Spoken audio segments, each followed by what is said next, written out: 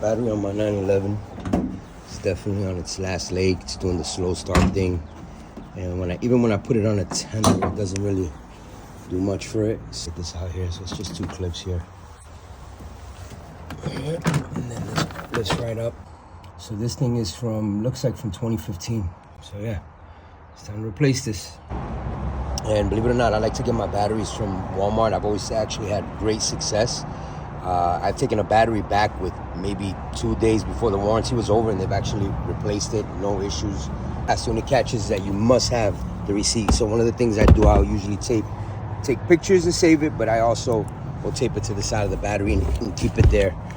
This is a 4-year battery, and believe it or not, this is the same company, Johnson Controls, that makes the Duralast, Die Hard, all those brands. So, and again, you pay about, I don't know, $75 cheaper for a comparable battery. All right, to get the battery out, those are 10 millimeters. Next. After you get those off, the next thing you're gonna take off is the tie down.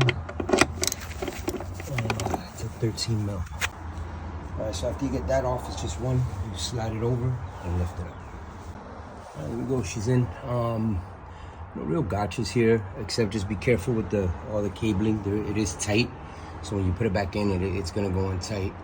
Other than that, that was pretty much it. It goes in and slides over and locks in, and then you put the clamp back in and lock it in.